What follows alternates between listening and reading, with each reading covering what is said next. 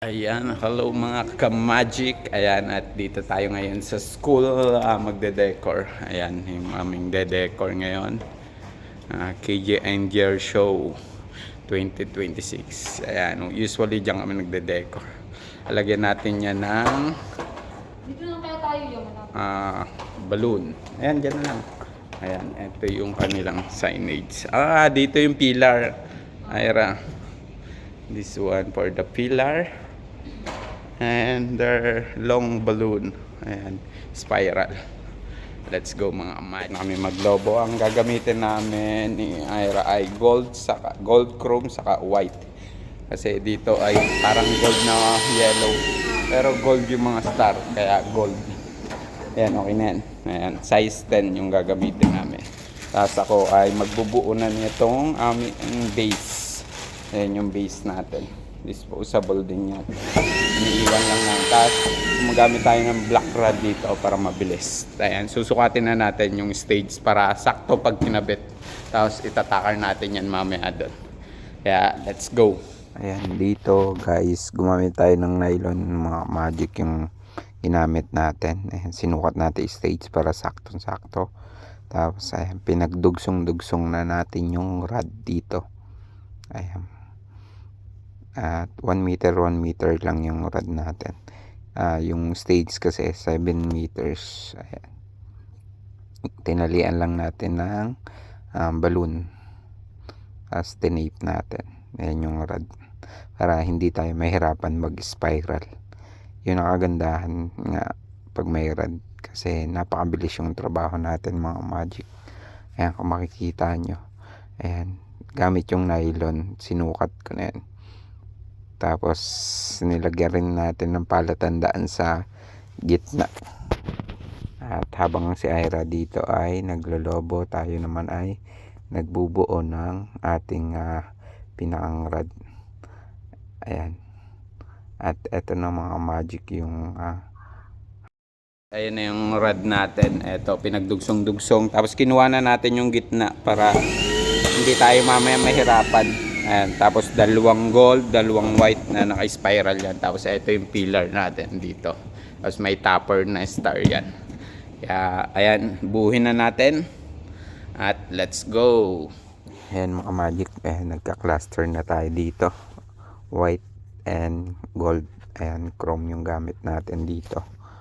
Ayan, spiral lang mga magic. Napakasimple ng design. Ayan, alternate lang, paikot lang yun.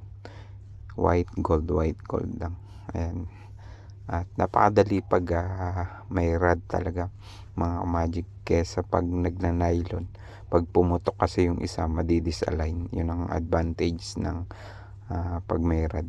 Kaya yun ang kagandahan dito. Kahit may pumutok dyan, ayan, madali na mapapaltan at hindi madi-disalign siya. Ayan, napakabilis lang yung 7 meters. Tapos may gamit pa tayo ditong sizers. Kaya napakabilis buuhin ng ating balloon spiral para sa stage. Ayan. Mga magic, eto na yung 7 meters natin. Ayan, gold white. Tapos eto yung gitna niya. Ayan, makita nyo sa lubong siya. Ganon. Pag nilagayan doon mamaya makikita nyo. Tapos next natin, etong pillar na 2 meters. Let's go! Ayan mga magic, ito na yung pillar natin. Binubuo na lang natin. Ganon din spiral. Tapos may topper siyang star. Ayan na yung pillar natin. Tapos kakabit na natin doon. Kung makikita nyo, naglagay na tayo ng 260Q gamit yung tacker. Isa ayan sa technique para hindi kayo mahirapan maglagay ng lobo. Iaabang nyo na yung 260Q. Tapos yung pillar para yan doon. Ayan, panoorin nyo mga ka-magic kung paano natin nilalagay. Papahawakan lang natin ka Era. Tapos uumpisa natin doon sa gitna. Yun yung technique natin. Ayan, binuhat na natin dito sa stage. Ayan. At may palatandaan din tayo dito ng gitna. Ayan, makikita nyo. Hanap na natin yung gitna. Tapos may nakatali din sa gitna din 260Q. Inumpisahan natin dito sa gitna. Ayan, tinali natin doon sa rod.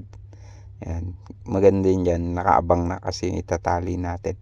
Hanapin na lang. Tapos sa side, kabilang dulo. Para makabit na at mapantay na. Ayan. Tinatali yan natin sa rod. Ganun lang kasimple. Napakabilis. Tapos wala tayong hagdan dito. Ang ginawa natin, may nakita tayong bangko. Ayan, monoblocks. Pinagpatong-patong natin. Tapos ayan, doon na sa may kabilang side na natin tinali para hindi mahirapan maghawak si Ira. Ayan. At ganyan yung ginawa natin. Ayan, napakasimple lang. Gumagamit lang tayo ng 260Q sa pagtatali. Tapos ayan, mamaya straight na yan kasi kompleto na yung ating tali ng 260Q. Ayan, tapos kung makikita nyo, naka-arrow dun sa gitna. Sa lubong yung design na ginawa natin. Usually ganyan talaga yung gusto nila na design dyan. Pero pwede rin namang iba. Depende yan sa inyo ano yung gusto nyo. Yung double white, double gold. Pwede rin yan. Yung pagka-spiral nya. Ayan, hinahanap na natin yung mga nilagay natin 260Q.